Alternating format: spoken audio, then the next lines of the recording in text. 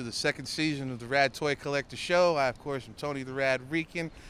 Today we're here at Super Happy Incredible Toys, one of my favorite spots here in the Heights and in the Houston area to pick up vintage toys and all awesome things that we love to show on the show. And also brand new on the show, we have our cosplay expert, Miss Mad Quinn, who's joining us for the second season, our cosplay correspondent and Batman expert extraordinaire.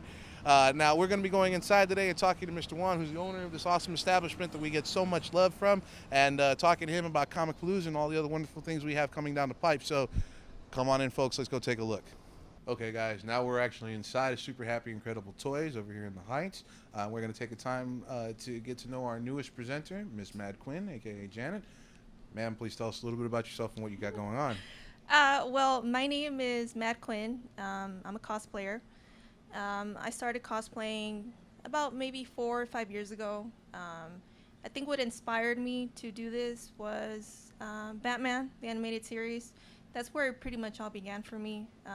Ever since I was a little girl, I would get home from school and just sit in front of the TV and take out my coloring book and crayons and just watch away. And one day I just told myself, you know what?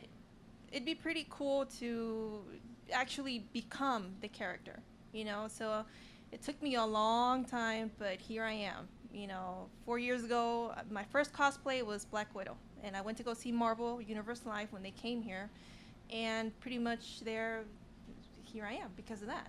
I started to evolve.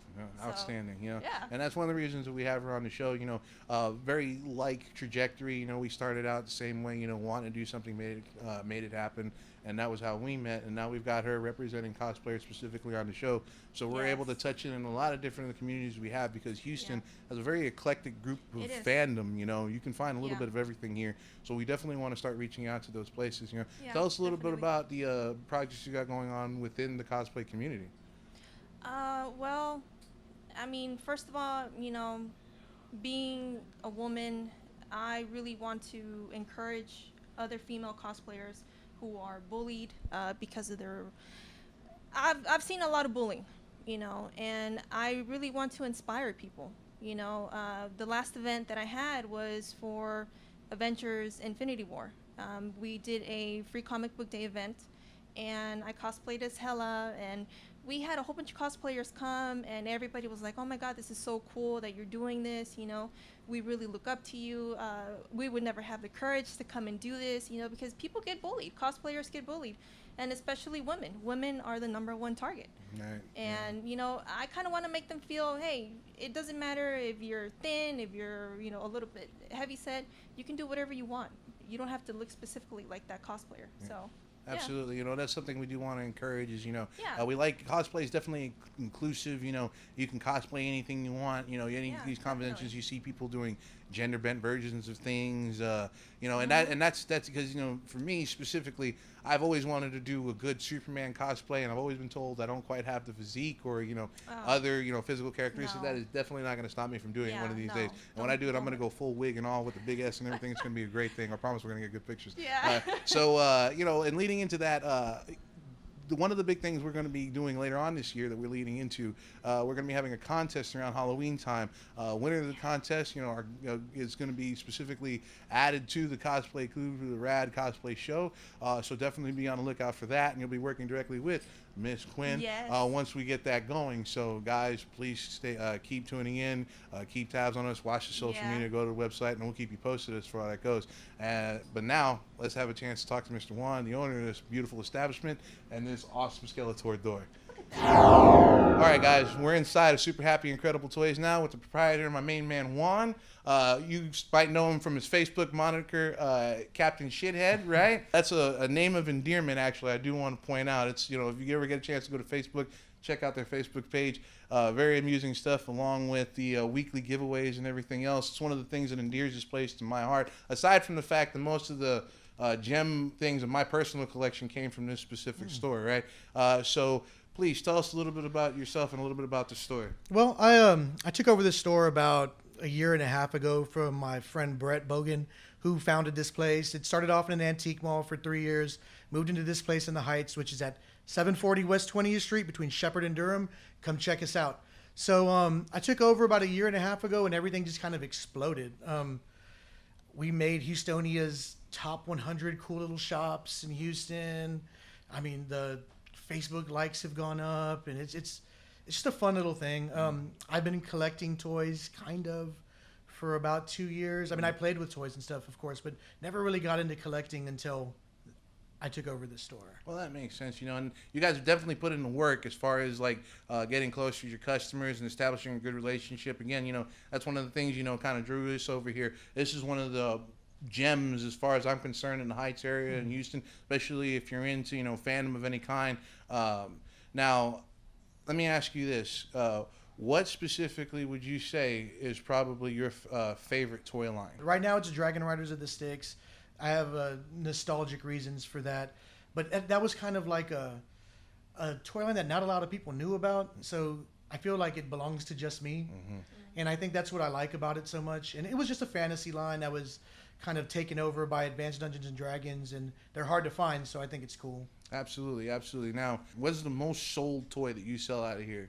Well, I feel like people come from all over the state to see our G.I. Joe collection or to buy G.I. Joes from us. We're the authority on G.I. Joe in the state, probably. My business partner is a huge G.I. Joe guy, so we have the best selection. We're the most knowledgeable when it comes to G.I. Joe. We can repair stuff, we can complete stuff, but even though G.I. Joe is real big for us, there's no denying that the king is Transformers. Absolutely. We got them all on the wall over here.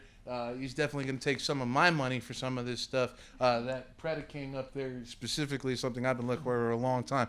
Now, that being said, Transformers, G.I. Joes, what comes through here would you say the least, and what would you like to see more of coming into the store? I like those obscure lines, and so like things like Inhumanoids, we never really get those. I just got 4 in, but I haven't seen them in the 2 years that I've been here. Thundercats also never really come in. Yeah, I love Thundercats. Thundercats are such cool toys, and I never really see them. People hold on to those, though. I think that's what it is. They do. Last 17 Star Wars. I'm a Star Wars collector, so that's my focus. I said Dragon Riders of the Styx earlier, but Star Wars, vintage Star Wars, that's my focus. I need like 3 figures, and they're all last 17, so I never see those come through here. Just to touch on something else, Comicpalooza is definitely coming up. Comicpalooza being the biggest event that the city has to offer, actually works specifically with the City of Houston and George R. Brown Convention Center. As previously mentioned, we're going to be hosting a panel. Mr. Juan here is going to be joining us on the panel. We're going to be talking about a multitude of different subjects as far as toys are concerned. We are doing the one and only toy panel this year at Comicpalooza, which is a beautiful thing. I think... I don't want to give too much away. We want you to come and see exactly what we're talking about. But just to touch on a little bit, one of the discussions we are going to be bringing up is actual G1 Transformers versus like hyper-articulated Japanese remakes of the G1 Transformers. Where do you fall on that? Well, I love G1 stuff. I think there's nothing more iconic than a G1 Optimus Prime. I remember opening Megatron up for Christmas. So as far as nostalgia goes, I love G1 stuff. I think they look great as alt modes, but not necessarily great as robots. But I love them. But some of this third-party stuff, man, oh my God. Like Fans Toys, what they're doing with what they do and the Masterpiece stuff, it legitimately looks like these things stepped off the TV from the 80s and into my hands. Absolutely. They're beautiful. Yeah.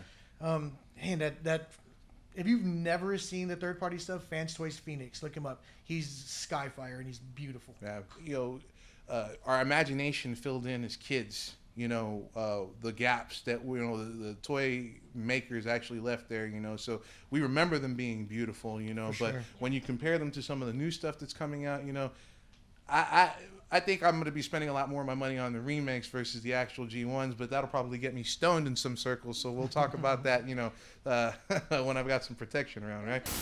So you'll be seeing more of Mr. Juan, more of Miss Janet, more of myself, and we look forward to seeing you guys at Comicpalooza.